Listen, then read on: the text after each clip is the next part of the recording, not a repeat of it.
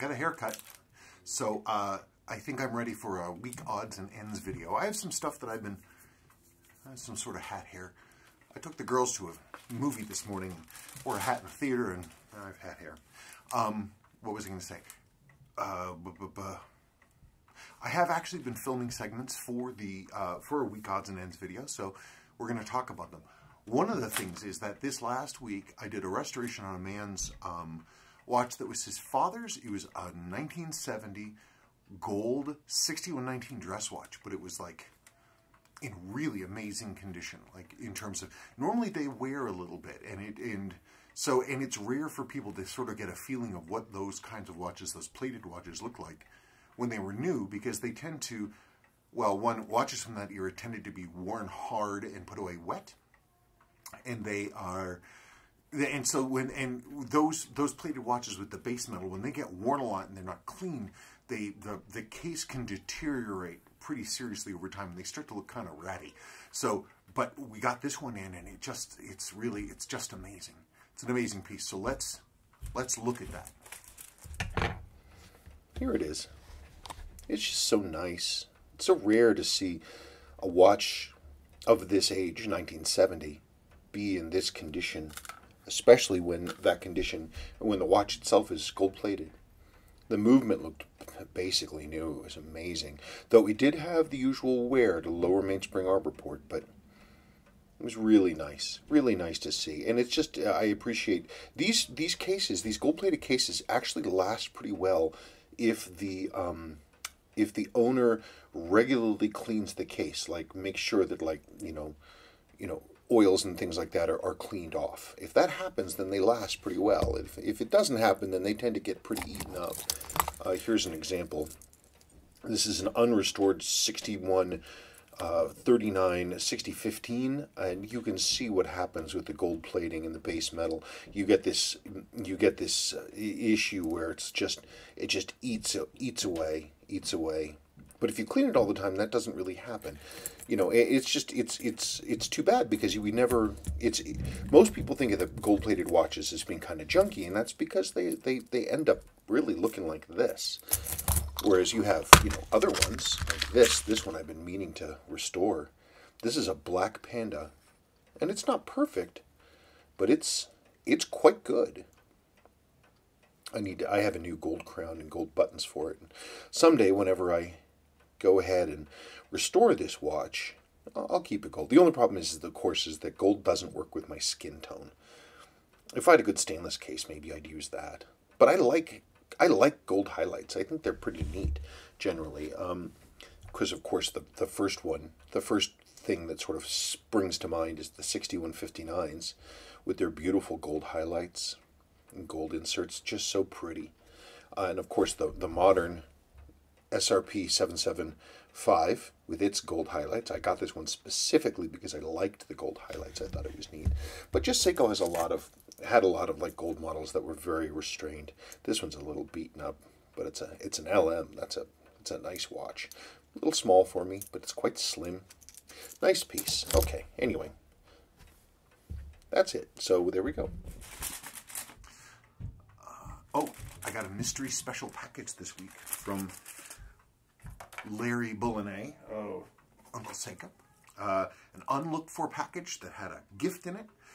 Something Larry and I have been, as far as I know, I'm the first person to routinely wear and popularize wearing H-Link bracelets on like 6309s and 6105s. But I always used the straight H-Link. Larry, in his own, went his own way, and he created a special H-Link for the 6309 cushion case divers and also the SRP divers, which use the same N-Link. And he created a taper H-Link for these models. Absolutely unlooked for. Didn't even know it was coming in. They've been showing up on Instagram because he mailed out samples to a number of different people in the community, and it's just he did a great job. Isn't it beautiful? Look at that, and it has like a side release clasp on it. It's a really nice job. Solid stainless steel, high quality, good finishing, good profiles in the links. I have a video that I made when the package first showed up. Let's look at that. So here is a surprise package from Larry at Uncle Seiko. He sent me his new taper H-Link that he just made, solid taper H-Link for the 6309 cushion case divers. So that should be pretty interesting to check out. So we've got, these are brand new, I know, and so it came with his end links that drop right in here. I'm just a big fan of all things taper, so let's pause and I will go and well, I don't know that we need to pause. I mean, you're going to have to sit here and listen to me struggle to get this original GL831 off this unrestored 6309. Someday I should do something with this watch. I guess, I mean, if you're willing to let me do this. I just think the H-Links are a beautiful, beautiful piece. I think that they're fantastic in by themselves. And they work so well with the 6309s. I'm hoping that I'm going to be able to get this off. Okay, I am going to have to pause because it's going to take me a little while. Okay, I got the original strap off of there, which is good because you always want to be a little careful with that. These original GL831s, yeah, I mean, they're fine, but just want to be careful. So here is what we've got. So there it is. I should mic this thing up, but first I just want to put it on. Let's put this on. Let's get this nice wrap off of here. It kills me, by the way. It just kills me. I'm so jealous. One of the things that Larry does so well is his stuff is so professional.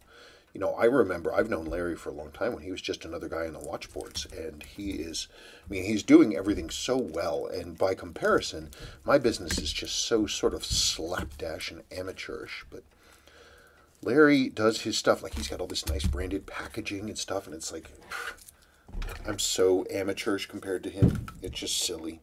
I should take more time and do a better job.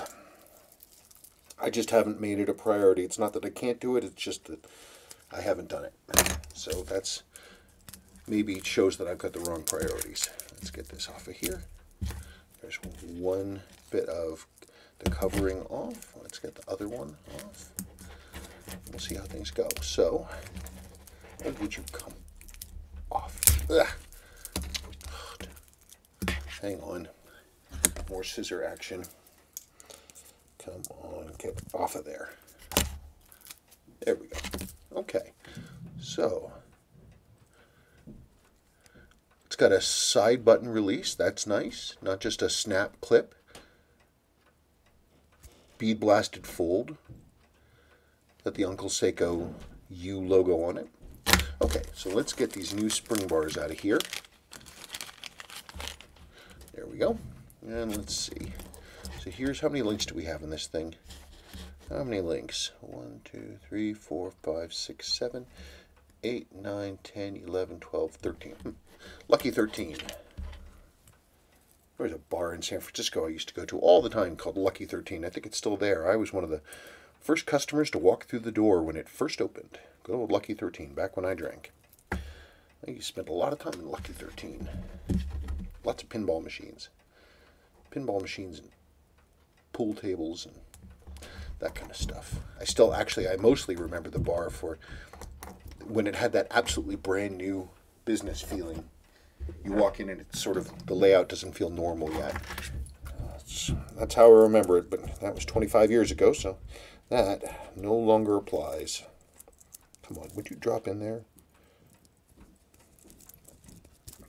Okay, I'm clearly having troubles this morning getting this figured out. Oh, come on. Larry, these are 22s, right? Yeah, they fit. Ooh, they're tight. We got some tight clearances on here. Tight clearances. Tight clearances. Let's see. There's that. Let's look at the SRP 775. Let's see how that is. Now that's just a drop-in fit. Okay. So instead of putting that on a 6309, let's try and put it on the SRP. See how it looks. Because actually, I don't ever wear my SRP on the stock bracelet because I feel it's a little burly. Ooh, that drops in just perfectly. Look at that. And so, let's do the next one. These nice new fat spring bars. Okay, there's that. Let's flip this over. Come on now. Cool. Come on. Move it. Stop fighting me. We're running out of daylight. Let's go. Look at that. It just drops right in. Drops right in. Look at that. Isn't that nice looking, huh?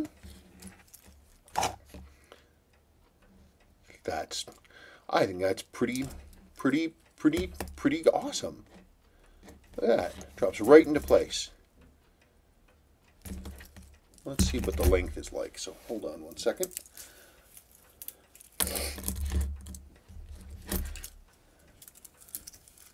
So I have about a 7.5-inch wrist right now because I've lost some weight. Let's see how that feels. It's right at the top. It's right at the edge of how big I like it. I'll have to pull it in one adjuster.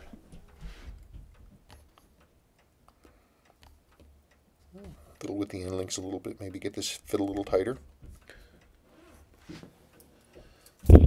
Quality is typical for Larry. Good quality. No sharp edges or anything. High polish on the sides.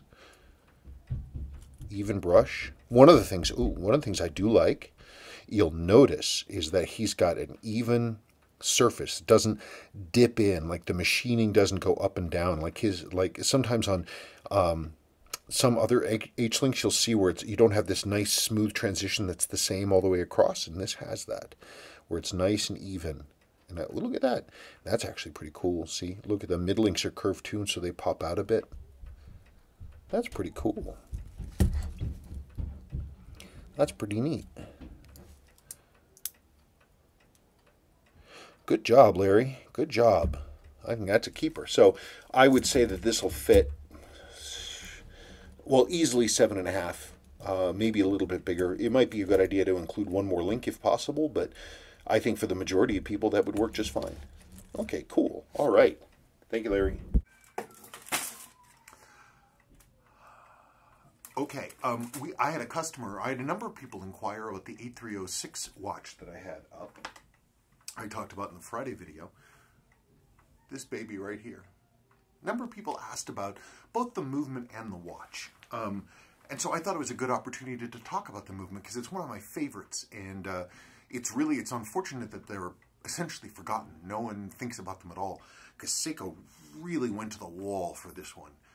But they were only made they were made in the late 60s, only for a few years, only in dress models, and they're mostly forgotten now. But Seiko, gosh, they did some beautiful stuff. So let's look at the 830.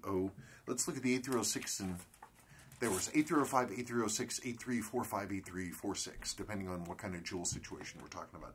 So let's look at that. Hi, Gregory, and everybody else who's watching. So you had wondered about this particular watch. You'd inquired about this one, this unrestored baby that I've got here with the sea lion back. The watch is in great shape. It's not mint, but it's in very, very nice condition. 8306-1000 with that periwinkle dial. I mean, it's got some storage where somebody did wear it, but it's not new old stock, but it's, for its age, it's very good. I mean, it's from, this particular watch is from November 1965, if you can believe it. These 8306 movements are cool, and this particular dial layout actually came in two different sizes. You'll note it came in sort of a big case and the regular case. And so there are two of the regular cases, and here's another one of the big cases, but this one is sort of in parts. But I thought it'd be interesting for you to be able to see, for everybody to see how these things were loomed. So you can see the loom inside the outside of these little bullets, and then you can see there's a little, see that blob on the underneath the minute hand there? There's a matching one on the underneath the hour, and so they're loomed just underneath the tip, right there. So you're going to get some glow. This one is missing the date window. I don't quite know why, but it is. I have other date windows, no big deal.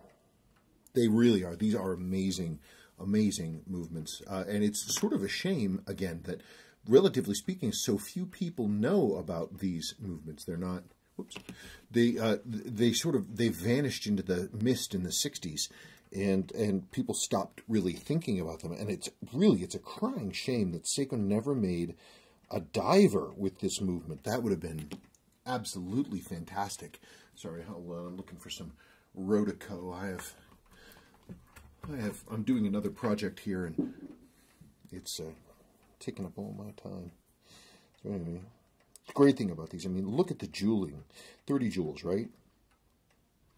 Diafix, top and bottom on the escape wheel and the third wheel. The mainspring arbor here, look at that, jeweled from the factory. These are the winding. This is the winding bridge here, and so all of these things are jeweled, and you can set these to really tight tolerances. They run beautifully. They're just really exquisite movements. And Seiko had a number of different variants. This is another poor old beaten up thing. Look at all those big fat jewels in there. I mean, Seiko put a lot of effort and money and time into this particular watch, and then they just abandoned the movement. I'm not exactly sure why. Here are another couple of these, A305 and A306. Why don't I get the A305 writing off of there so we can see what we're talking about. These are, I mean, what's amazing is like underneath this scratch dial, the dial and the hands here are perfect. And if you look at these hands, they've got these tiny, exquisite little bevels on them. Actually, it reminds me of sort of the modern Grand Seiko stuff that gets done. You can see these little flat hands with these beautiful, perfect bevels on the outside. Seiko-matic R.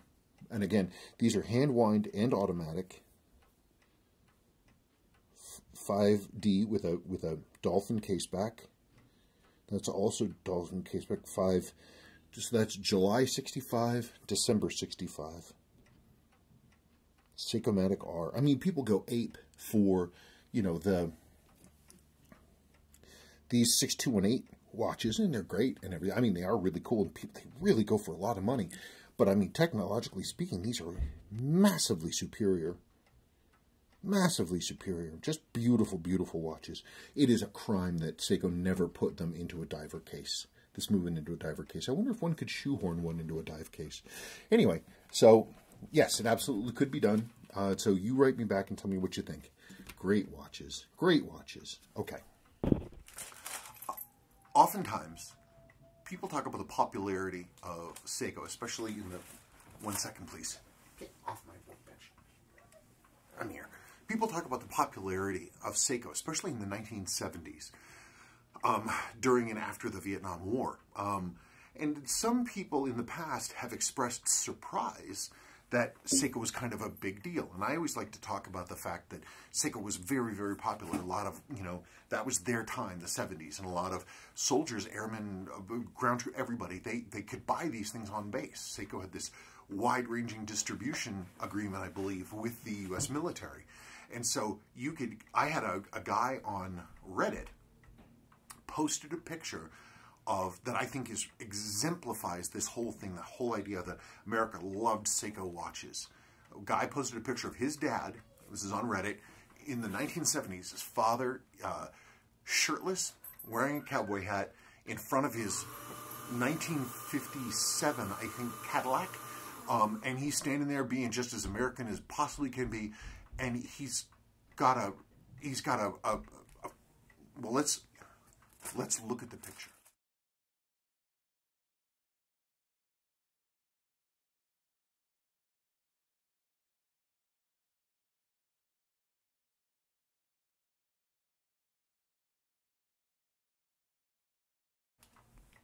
So, I mean, I always look, whenever I see old pictures like that, I'm always looking at the wrists if I see a wrist watch. And I was looking at it, and I could see that it was a round case with very small lug cutouts, almost a hooded lug, not quite most of the way. I could see that it was a big round watch, and that it had an internal bezel. And then I wrote the guy who posted the picture, And he said, oh, well, the picture was, he remembers that the dial that was orange. And I'm like, well, then we know what that watch was. It's a 6106, 7107. Guy's in Texas, shirtless on his Cadillac, wearing a 70-meter Japanese-made sports watch. Seiko loved these sort of sport diver things. They loved, especially the internal rotating ring. They had a bunch of different versions of them. Like a lot of these mid-sized little sport divers had this internal rotating ring, or things like this Navitimer, or any of the 6117 like World Time watches all had that stuff. Anyway, it's pretty great. Always nice to see that. But you see, regular guys wore them all the time too. Okay, so the last thing is I had, where is it? Where did I put it? Did I knock it off? Is it somewhere strange? I put it somewhere. Is it over here? Ah, it's over there. Okay, so I had talked about this. When I was a kid, we lived in England. And we lived in a tiny village. All I had were books, and that's it. I mean, the place didn't have anything. It had, of course, no supermarket. It had a tobacconist's, and it had a teeny tiny little store with you buy candy bars and stuff, and it had a butcher's. And once a week, a truck would come through. The fish man would come through, and you could buy fish. But other than that, there was nothing. It was a Norman church and a tiny, tiny, tiny village around a huge green. And there was just nothing there. It was a little teeny tiny village. If you wanted to go to a library, you had to go all the way down to the next big city, which was a good number of miles away. So I kept myself occupied with other stuff, specifically brass rubbings. I was really into this. For those who don't know what brass rubbings are, they're memorial brasses, and they were big in England and also in like parts of France and Belgium. Like around the Crusades up into like the 16 and 1700s. And so you would have this is a brass rubbing. You would have these giant plates of brass. In this case, these memorial brasses were big. And they would be incised, and then that would be sort of the marker inside the church for these, quite rich, noblemen. And so I spent my time going around to all these different churches and doing brass rubbings. I have a ton of them. But I always wanted to I always looked, at these tombs, and I always imagined the swords on the inside, just Indiana Jones, all the great stuff that's in there, cool stuff. But I've always wanted one of those swords, always wanted one. Always been interested in that stuff. I mean, I'm not a violent person, but obviously I have an interest in weaponry. But finally I decided that I was going to make a sword. You can buy them. There are companies that make them, but they're really expensive. And I'm like, screw it. I'll make my own. I got kind of a boost because I found a factory second blade. It was unfinished, but it was heat treated, but it needed to be finished, and I needed to cut it to size and stuff, but I'm busy working on it now. I've been working this down from basically a rusted tongue of metal into this. And so I've been doing this in the evenings when everybody else is asleep. I just finished making the cross guard. I made the scabbard from stuff that I found in the garage. And I'm working now on the pommel. And that's the pommel. It's a specific kind. It's a specific layout. There was an author named Oakeshott, Ewart Oakeshott, and he classified all the different sword types. And this is an Oakeshott, I think it's a type K pommel. I'm not really sure. But this, I'm busy working it down by hand. I worked this literally from a bar of steel into this. And I'm working this to the point that I can get this to drop in place. It's got to be all the way down here. But let's look at that. Yeah, so anyway, trying to fulfill a boyhood dream, creating an actual no fooling sword. I made this crossguard again by hand, which is what I'm doing here. It's not finished. Again, I'm just roughing this stuff in, but it's a lot of fun. I made the scabbard by hand out of some wood I found here in the garage. But look at the grain. Whatever this old growth wood was. It was well over a century old, and this is just a tiny piece of it. Lovely old thing. Anyway, this would be fun. This would be fun. Grown up. So I'm still working on this. Still working this down. I'm going to have to do a bunch of work to get that finished up the way it should be. But this is the big task now, is trying to get this worked in to the point that I can drop this in place, because I'm doing this all by hand. So I'm just using little hand files, and I'm busy taking stuff out, and that's got to drop all the way down to here, so this comes out like that. And then I'll pin it in place and put a collar around this and heat that up and knock it down, which is how they did it in the medieval times. Anyway, but I'm getting there. And then I've got to deal with this. I'm going to do, I think, a brass inlay here. I could either try to hide this, you know, put in more mild steel and then pin it over to try and then file it down to get it to go away. Or I could do what I'm going to do, which is to fill this with brass, and actually I'm going to make a sun design. And I'm going to inlay brass into the rays of the sun. Not for any particular reason, I just think it'd be fun. Anyway, that's it. And that's really about it. Week odds and ends. I hope that was entertaining. As I have updates on things, I'll let you know. I'm looking forward to figuring out all this stuff and trying to get this ready to go. And that's what I'm going to do after this. It's a Sunday afternoon, and there's NFL season's over. Went to see a movie this morning. So this is going to be an afternoon of working on my pommel.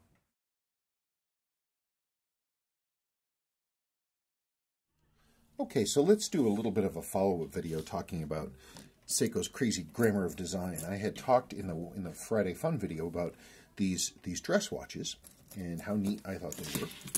And I just thought it'd be an interesting subject to talk about how much Seiko loves to use this particular layout. So we've got 6218, we've got 560, I can't trust my mind, 5626. We have 8306 here. We have 5126. We have 5606, Lord Marvel. We have, that one doesn't really quite drop in. But I mean, they used it for everything. Here are the Bellmatic models. 4006 models that used the same basic layout. Seiko loved this look. They thought it was just really classy. So you've got examples of it. Let's see. We got 1, 2, 3, 4, 5, 6 different movements using the same layout. And Seiko has made God knows how many different versions of this particular movement style. This one's really cool. This LM, isn't that neat? Glass 2-piece crystal with the bonded ring. Opens through the front. That's a really cool watch. That's a really cool watch. And this cleaned up, it'd really be something. It looks like it's got dual brushing, circular brushing there, and then the vertical brushing on the faces. That's really cool. Really cool. And these Bellmatics are beautiful. They're different bracelets. Seiko with the square here and the round here. This asymmetry. All the care that they put into their bracelets. The snakeskin. Larry Boulinet at Uncle Seiko is thinking about recreating this one. That'd be cool. They're cool bracelets. Okay, I just thought I'd look at that a little bit longer. Thank you so much for watching.